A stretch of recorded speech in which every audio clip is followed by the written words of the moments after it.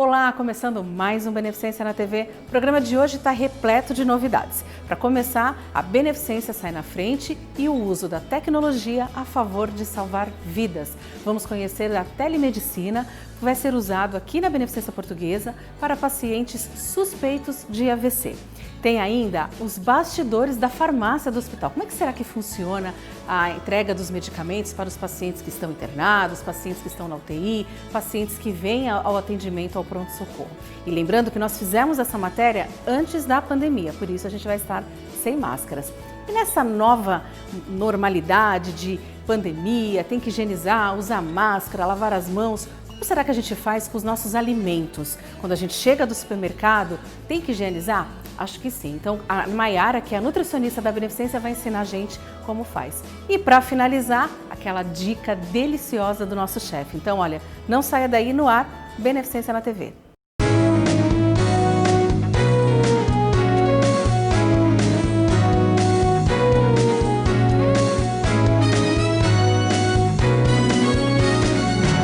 Beneficência na TV.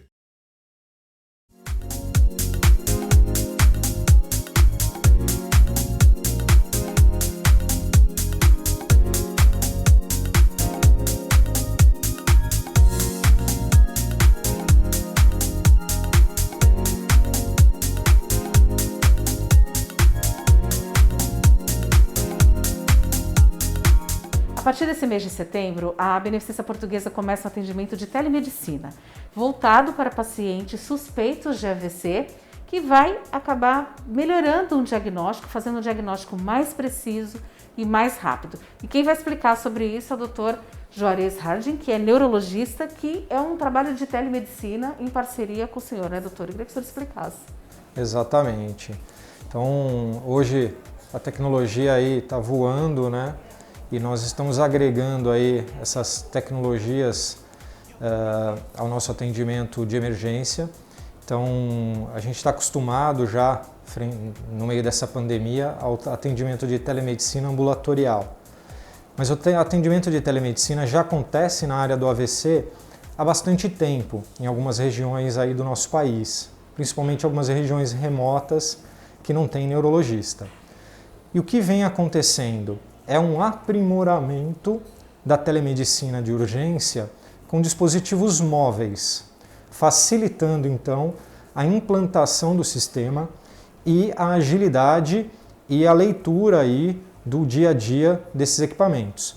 Então a gente está implantando hoje esse sistema que vai facilitar muito o neurologista, onde quer que ele esteja, ser acionado pela equipe de emergência, que também vai facilitar para a equipe de emergência conseguir, onde quer que ela esteja na emergência, atender o paciente em contato com o neurologista à distância. Para a gente exemplificar, então, por exemplo, quando um paciente chega suspeito de um AVC, o primeiro atendimento não é feito por um neurologista, é feito por um clínico geral. Exatamente. E aí fica na dependência de mandar vir, de chamar um neurologista. Às vezes ele não está no hospital de plantão, porque pode ser às vezes tarde da noite, madrugada. Então, na verdade, a telemedicina vai ajudar. Se o neurologista não está naquele local no momento, é feito através de via remota, então. Exatamente. A gente sabe que é uma realidade hoje, em grande parte das cidades, nos hospitais, não ter neurologista na porta, no pronto-socorro. Não tem especialistas, a gente tem as áreas básicas. E o clínico geral, que normalmente é treinado, nós mesmos treinamos, orientamos os clínicos gerais a atender casos neurológicos, para poder dar um primeiro atendimento de qualidade. Entretanto, a gente sabe que se fosse neurologista, o atendimento seria o quanto melhor. O que a gente está possibilitando com essa tecnologia é que o clínico geral atenda junto com a gente esses casos. Por que o AVC? Por que a gente escolheu o AVC para atender junto com a gente, para não perder tempo? Porque o AVC agudo, o AVC isquêmico agudo, tem uma chance de reversão o quanto antes o tratamento for atribuído. Então a gente tem 4 horas e meia do início dos sintomas para conseguir reverter um AVC. Então tempo é cérebro. Então se a gente espera um neurologista sair de casa, parar o carro, enfrentar um trânsito, para chegar e avaliar um paciente e instituir um tratamento, a gente perde aí esse tempo de efetividade, de resolução. e a gente, com a telemedicina, consegue imediatamente o acesso ao neurologista com qualidade e com resolutividade. E no caso, esse neurologista que vai estar fazendo o atendimento junto com o clínico geral, ele vai fazendo as perguntas para o paciente, mas e os exames, doutor? Que também são feitos alguns exames. E ele tem acesso imediatamente aos exames que forem feitos? Exatamente. Exames de imagem. Tecnologia, mesma coisa. Hoje nós temos aplicativos, nós temos sistemas que integram aí tanto a tomografia quanto a ressonância com os nossos smartphones, né? E hoje o principal exame que a gente tem para avaliar no caso de um AVC isquêmico é a tomografia, que ela é muito mais leve no sentido de informação para ser carregada por uma nuvem e ser lida aí, ser vista no nosso smartphone através de um aplicativo. Só lembrando então que quanto mais rápido o atendimento, desde o primeiro sintoma de AVC, são 4 horas para iniciar o tratamento. 4 horas e meia do início do sintoma. Então você que teve algum sintoma que parece um AVC, que lembra um AVC, você tem 4 horas e meia para um possível tratamento, né? Não que você possa esperar tudo isso, mas o quanto antes, mais chance de tratar, mais chance você tem de ter sucesso no tratamento. Então, ao menor sinal de um AVC, você tem que correr para a unidade de emergência e essa unidade de emergência tem que agilizar o seu atendimento, seus exames, sua avaliação e seu tratamento. Para quem não sabe, para quem não assistiu na entrevista que a gente já fez aqui no Beneficência na TV, quais seriam esses sintomas, doutor? Principalmente, né, alteração na fala, uma fala enrolada, uma dificuldade para se expressar, uma alteração na boca, boca torta, um lado do corpo paralisado ou com dificuldade de mexer, são os sintomas principais aí de um AVC. Algumas pessoas acham que um dos sintomas de AVC é a pessoa acabar tendo algum tipo de convulsão. Não necessariamente a pessoa vai convulsionar tendo um AVC? Ela pode estar com uma dificuldade de levantar, uma falta de sensibilidade em algum dos membros, e aí isso é um sintoma. A convulsão ela é pouco frequente no AVC do tipo isquêmico. Ela é mais comum no AVC do tipo hemorrágico, que já é outra história, né? Já é 15% dos AVCs e já não é esse AVC que tem esse tempo de tratamento. Então o AVC do tipo isquêmico, ele não costuma dar convulsões, não que não possa, mas não costuma. E os déficits são mais comuns, esses que eu falei. Alteração da fala, alteração boca torta, alteração aí de um lado do corpo, com fraqueza, dificuldade de movimentar. Pode ser alteração da sensibilidade, né? Sentir estranho um lado do corpo, pode ser visão dupla, vertigem, tem alguns outros sintomas. Mas o mais comum são esses da fala e um lado do corpo diferente ou fraco mesmo, né? Doutor, existe alguma estatística de que 1%, a cada 5 pessoas, um paciente, vai ter AVC? Exato. O AVC é muito prevalente e vem aumentando cada vez mais, né? As doenças cardiovasculares e cerebrovasculares, elas estão ali no topo das causas de morte e as cerebrovasculares ainda no topo das causas de incapacidade.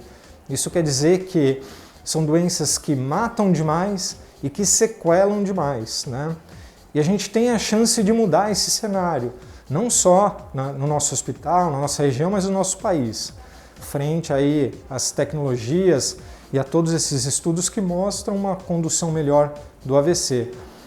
E essa parceria com a Beneficência Portuguesa, esse serviço aqui do hospital, é inédito aqui na nossa região, né, doutor? Exatamente. A gente está usando a telemedicina aí da melhor forma para conseguir trazer aí o neurologista mais para perto da emergência no nosso hospital.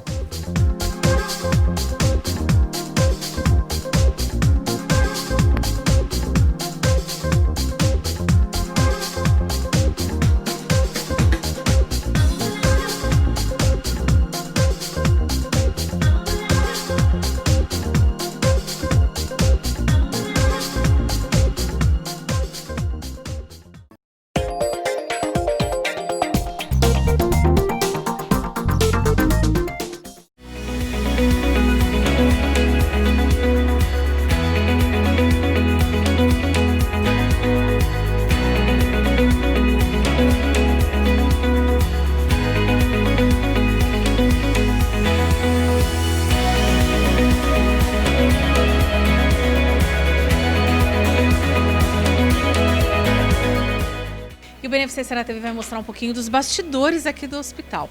Hoje a gente vai mostrar o setor de farmácia, como é que funciona as medicações que vão para os pacientes, que vão para o UPS. E quem vai contar um pouquinho desse trabalho da farmácia aqui da Beneficência é o Nelson Maltês, que é o coordenador aqui do setor de farmácia. Tudo bem, Nelson? Tudo bem, Cristiane, e você? Tudo jóia. Vamos lá, eu queria que você me explicasse como é que funciona esse setor aqui. Então, resumindo um pouco de como funciona a farmácia, a gente tem o recebimento dos medicamentos, né, que vem dos fornecedores, o recebimento depois que é feita a conferência, da nota, dada a entrada, os medicamentos são transferidos para a farmácia, onde a gente unitariza os medicamentos e atende às prescrições médicas. As prescrições elas são 24 horas, então as medicações a gente separa elas até as 4 da tarde e entrega até as 7, 8 horas para as 10 horas iniciar o tratamento do paciente, que dura até as 10 da noite do dia seguinte. Então, na verdade, existe um setor aqui que é um estoque, os medicamentos vão para lá e depois é que eles vêm aqui. Aqui são quantos? Você é farmacêutico? Quantos farmacêuticos tem aqui? Somos em 6 farmacêuticos. Eu faço a coordenação, temos 2 plantonistas diurno, 2 noturnos e um focado na quimioterapia. Então, ou seja, 24 horas. Se eventualmente precisa de medicamento na madrugada? É só vir, na verdade, o técnico, o enfermeiro liga e a farmácia é que entrega a medicação na ala. Agora, eu vi que tem alguns medicamentos que eles são, tem umas etiquetas vermelhas, amarelas, brancas. O porquê dessa mudança de cor? Perfeito, na verdade é mais para um controle, né? Os medicamentos que são tarja amarela, que a gente etiqueta eles como amarelo, são medicamentos psicotrópicos. Os vermelhos são os medicamentos que a gente considera alta vigilância, que são aqueles que tem que ter o maior cuidado na hora de dispensar, pelos efeitos que pode causar no paciente. E a etiqueta branca, que é a identificação geral dos medicamentos. Agora, quando está no PS, por exemplo, de repente vem um caso, é pronto-socorro, não tem esse medicamento lá, como que é feito o procedimento? Então, o procedimento é o mesmo quando se precisa de um medicamento em qualquer ala. A enfermeira ou técnica liga na farmácia, a farmácia separa essa medicação. Lá eles têm um posto de enfermagem, que seria como se fosse uma mini farmácia. Os medicamentos que eles precisam, eles ligam para a gente faz a separação, transfere para o subestoque deles e um funcionário nosso encaminha para o pronto-socorro. Agora eu vi que tem medicamentos também que eles precisam ficar numa geladeira. Os medicamentos termolábeis são medicamentos que a gente tem que manter sob um controle de 2 a 8 graus, porque em alta temperatura eles perdem as características deles. Quais seriam, por exemplo, esses medicamentos? Quem tem diabetes? Na verdade, a classe deles, sim, tem os medicamentos para diabetes, só que a gente não tem eles aqui. Mas o que a gente hoje tem aqui são as insulinas, claro que para diabetes. A gente tem aqui alguns bloqueadores neuromusculares, alguns medicamentos que atuam a nível sanguíneo, né, para evitar a coagulação. Agora tem um outro setor ali também que vai expandir agora, que já está em obra. Queria que você falasse quais são os benefícios dessa nova parte que vocês vão estar, que já está em obra aqui, né, mas que vai beneficiar também. Eu queria que você falasse um pouquinho disso. Perfeito. Com relação a esse novo espaço, é um projeto da administração junto com a diretoria. Hoje a nossa prescrição, a gente atende, como eu disse, para 24 horas e os materiais, o próprio técnico faz a triagem do material conforme cada medicamento por horário e a gente faz daquele pacotão que depois a gente possa até mostrar para vocês, faz daquele pacote por paciente. Só que quando chega essa medicação na ala, elas têm que separar o medicamento, mais agulha, seringa, o diluente. Então o espaço novo ele vai ser voltado à criação de kit. Então, por exemplo, a gente vai pegar e fazer um kit Dramin. Então naquele kit a gente vai ter um soro de 100, uma seringa de 10, uma agulha de aspiro e o próprio medicamento. Quando a gente for fazer a separação da prescrição médica, se o medicamento for de 8 em 8 horas, a gente entrega 3 kits. Então isso, na verdade, vai garantir que o medicamento ele já vá com o diluente, o material correto. E também tem um outro ponto desse espaço que, além da criação do kit, a gente vai ter também a geração do beira-leito, que é a leitura do item na hora de aplicar o medicamento no paciente. Então, tendo o kit certinho, você sabe que o que está ali é o que você vai ter que ler para poder aplicar o medicamento no paciente corretamente. Nelson, obrigada aí, tá aí. O pessoal hoje começou a conhecer um pouquinho aqui dos bastidores. Nelson, quanto tempo de beneficência? 3 anos. 3 anos. Você já entrou direto aqui para esse setor? Direto para esse setor, direto para essa função. E como que é para você trabalhar aqui na Beneficência? É muito bom, na verdade é um grande aprendizado, né? A Beneficência é uma instituição que, assim, por ser uma instituição filantrópica, você consegue uma bagagem muito boa, desde os pacientes que vêm do SUS aos pacientes de convênio, é praticamente todo dia um desafio.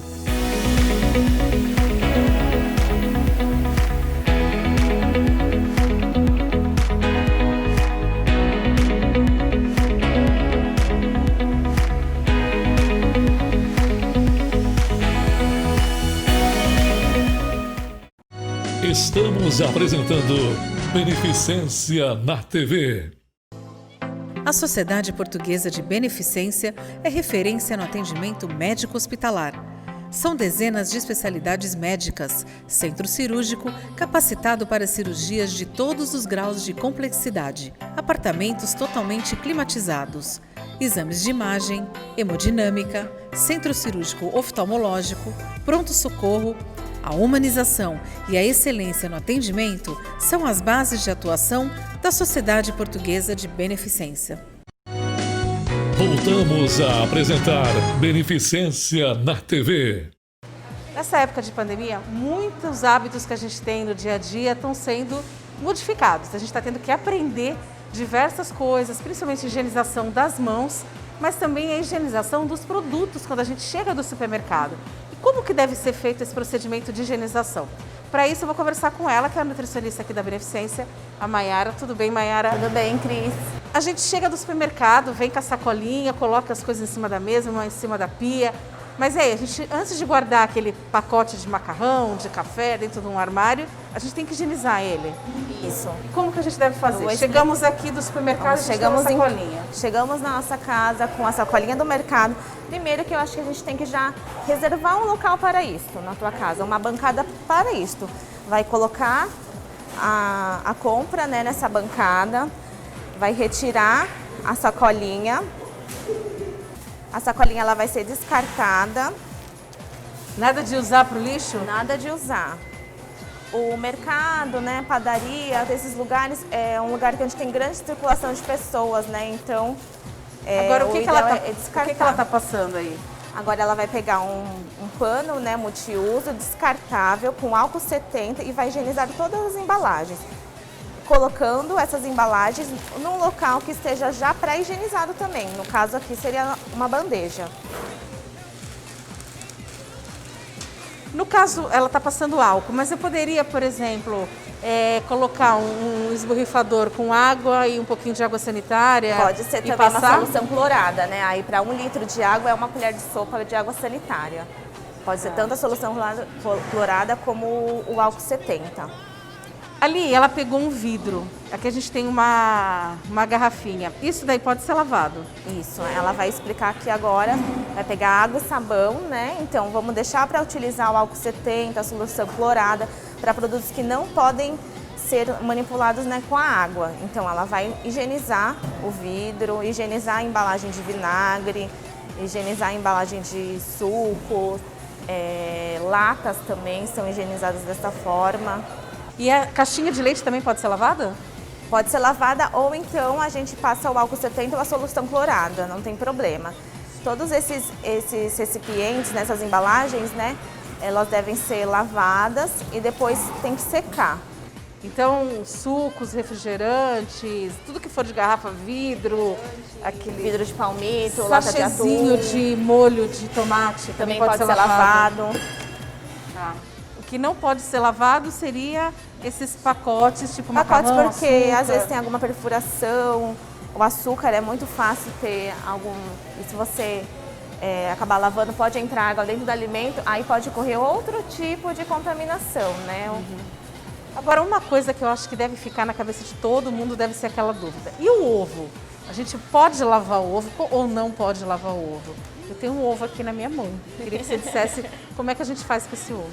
O ovo, ele pode ser lavado desde que seja antes da sua utilização, porque ele tem uma casca que ela é muito porosa. Então, se a gente acabar lavando antes, assim, lavar, passar água e guardar, pode ser que essa casca ela ela pega essa umidade e o micro-organismo consiga entrar no ovo, né? E eu lavo com detergente mesmo ou só água? Não, só água. Passar água corrente no ovo antes da utilização. Do contrário, vai tirar da embalagem, guardar em um recipiente previamente higienizado, com tampa e colocar na geladeira. Então eu coloco na geladeira antes, sem lavar mesmo? Sem lavar. Quando Só lava for depois? utilizar, você vai tirar da geladeira e vai passar água corrente, não é nem lavar, né?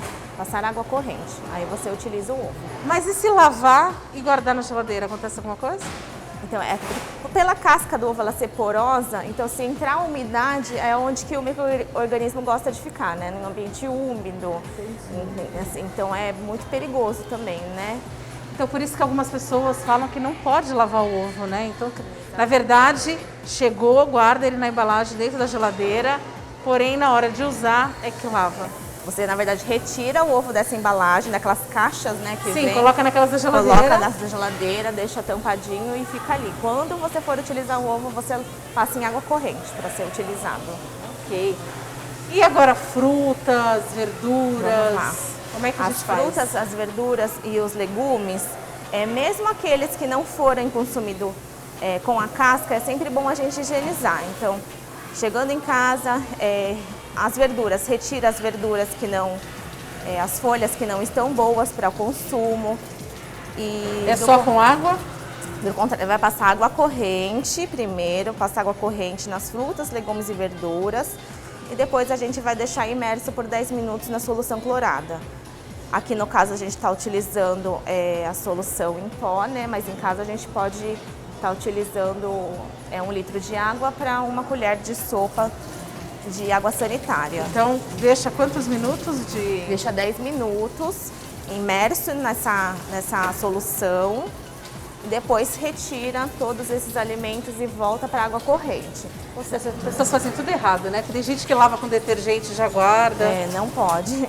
Até porque o detergente ele tem agentes tóxicos, né? Então que não tem o porquê utilizar detergente nos alimentos. A questão também que falam muito, que eu acho que é uma questão que utilizar muito antes, assim, há uns tempos atrás, nos tempos das minhas avós, assim, por exemplo, é a questão do vinagre. O vinagre não mata nenhum tipo de micro-organismo, então... Então é mito essa história de deixar no vinagre. É mito. O alface, as folhas verdes que É as pessoas mito, é deixam uma coisa no que a vinagre. gente fazia antigamente, né? E é um mito, e que tem que ser utilizado mesmo essa solução clorada.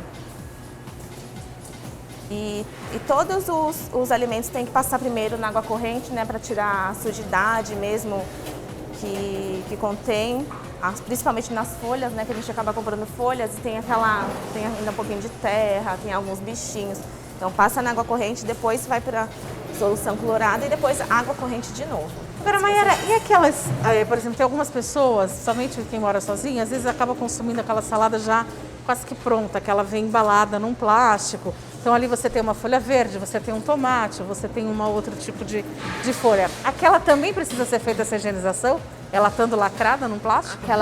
Esses tipos de salada normalmente já estão higienizadas, né? Aí o que eu só recomendo é que você consuma de um local que você conheça, um local que você confie, um local assim, não vou consumir esse tipo de salada em qualquer lugar. Mas se tiver higienizada certinho, se tiver embalada certinho, não tem problema nenhum. A gente não tem aqui, mas e, por exemplo, quando a pessoa chega num supermercado ou de um açougue com carne, frango para congelar, qual o procedimento de limpeza? É o mesmo do açúcar? Porque ele vem num plástico. Você vai retirar esse plástico e vai trocar. Na tua casa é bom você sempre ter aquele saquinho de congelamento. Vai tirar o saco e vai colocar a carne nesse saquinho de congelamento seu. Você sabe que está ok, né? Porque no açougue também tem manipulação, então é um risco que a gente vai correr à toa. Tá certo, bom, tá aí, olha. Então, você agora, a gente tem que reaprender, né, Mayara? Sempre lembrando que não é só nessa época de Covid, né? Essas coisas, elas têm que ser feitas no nosso dia a dia, porque tem outros vírus, tem outras bactérias que também podem causar doenças, né? Bom, Mayara, obrigada mais uma vez por atender a gente. Tá aí, então, olha, tá dado o recado. A partir de agora, você já aprendeu como fazer a higienização dos produtos quando chega no supermercado e que isso sirva de você novo aprendizado e vire uma rotina.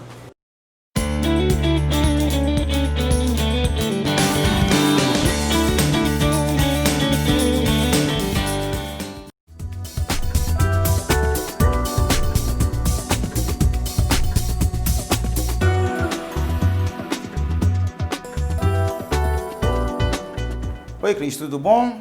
A dica de hoje, mais uma vez, nós vamos dar a dica de uma sopa, é o creme suíço. Uma sopa muito querida, muito agradável, e aqui na Beneficência Portuguesa de Santos, todos os funcionários e os pacientes gostam muito dessa sopa. É uma sopa também simples, composta de molho branco e 2 queijos. Fica a seu gosto, pode pôr mais queijos. Nós aqui trabalhamos com 2 queijos. Para fazer essa sopa, nós vamos precisar de 2 colheres de sopa de farinha de trigo, 2 colheres de sopa de margarina, 2 colheres de sopa de cebola picada, um tabletinho de caldo de galinha ou uma colher de sopa de caldo de galinha, meio litro de leite, uma caixinha de creme de leite e umas 150 gramas de mussarela e 150 gramas de queijo parmesão, que não seja muito salgado, para não salgar essa sopa.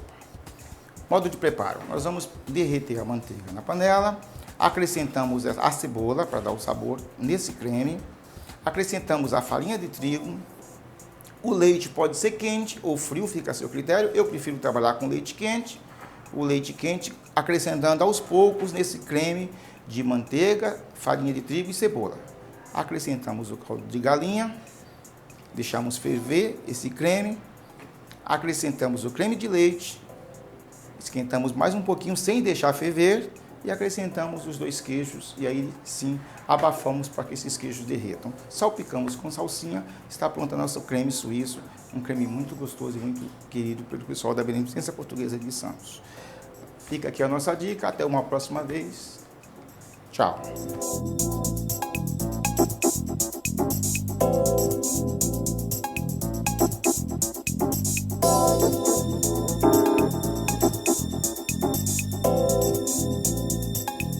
Tá aí mais uma dica deliciosa do nosso chefe e olha que dá tempo de fazer ainda nesse final de semana.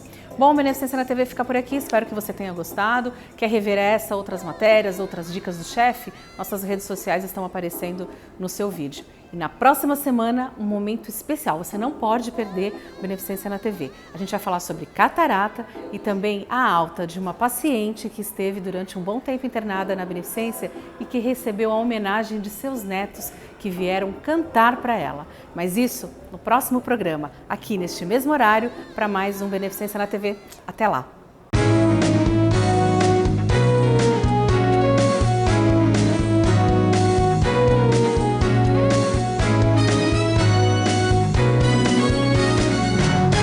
Beneficência na TV.